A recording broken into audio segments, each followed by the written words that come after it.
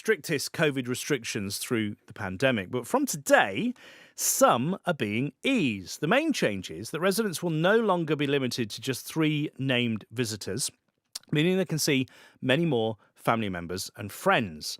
It's been welcomed by the chair of the Lincolnshire Association of Care, Melanie Weatherly, who says the value of visitors cannot be underestimated. It's life-changing for them, I would say, because even if you were in prison, you're allowed visitors. So to be cut off from everyone, if you have dementia, you don't really understand why. If you've got full capacity, like the rest of us, you understand that this virus has been really difficult. None of us have seen the loved ones we wanted to see, and we're hopefully getting back to normal. But if you have dementia, you don't understand. So it's really, really hard, and people can think their family doesn't love them anymore.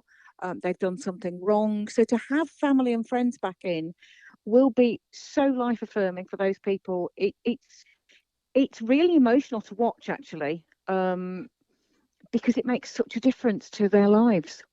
There may be some care homes who will struggle with the fear of allowing lots of extra people into the care home. And we need to work together with relatives and other care providers who have made the change to support them through what might be quite difficult for them psychologically. Melanie Weatherly there, the chair of the Lincolnshire Care Association. What does this mean for you? Are you finally going to get to see maybe a loved one who's been in a home and you haven't been? You haven't been one of the ones on the list for understandable reasons, perhaps? Love to hear from you. You can get in touch this morning. Let's chat to Julie Knight, who's a retired nurse from Sturton by Stow. Her mum's in a care home in North Hykeham. Julie, what will these changes mean for you and your mum? Oh, well, it's amazing news. And to have unlimited visiting is just, well, after the last couple of years, amazing. But I have to say that I have been one of the lucky ones in that the care home that mum is in and dad was with her at the beginning of the pandemic, who sadly died in 2020. The care home have been amazing.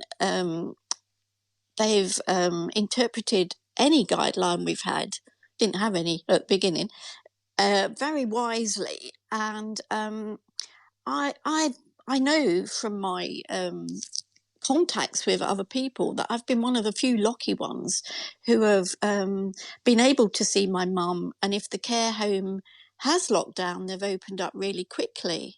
So the news today is amazing for everybody, but I'm afraid it's tempered by some reservations because from what I'm hearing, although the press release went out last week, the official published guidance hasn't been received by care homes from the government, and some are saying they won't open up until they do.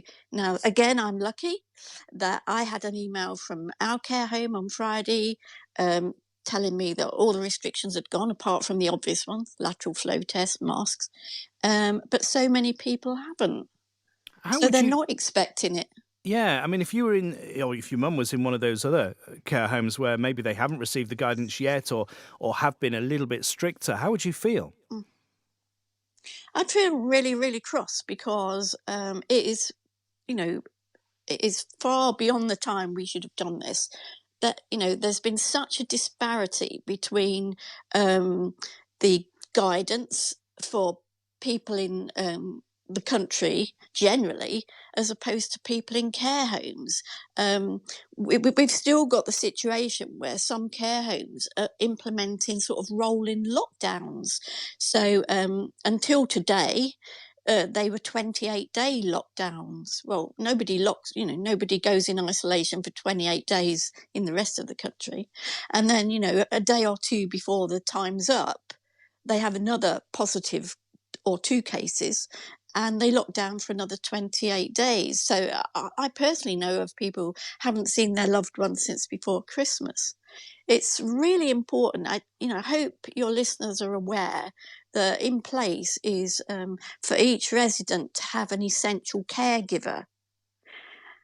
And the essential caregiver can go in any circumstances. The only reason that person's essential caregiver can't go in is if that person themselves has COVID, and I'm still finding that lots of people, lots of relatives in care homes don't realise that that's available to them. But overall, I mean, the changes in the guidance is absolutely amazing because, as I said, I've been one of the lucky ones. Even at when things were really bad in 2020, the care home where Mum now is allowed me to spend the last week of his life with my dad, which was sort of unheard of from other people. But we took all the right precautions. We used the staff testing system. Now, with the opening up, and I'm hoping all care homes do open up today, we've got the right tools to keep our loved ones safe. We've got lateral flow tests. Nobody who visits or has a loved one in a care home would ever put their family at risk. I mean, I know from my own personal perspective and people I'm aware of, you wouldn't even walk, you wouldn't visit your loved one if you had like a tickly throat or the beginning of a cold. So, people's families are the last one who are going to sort of put their loved ones at risk.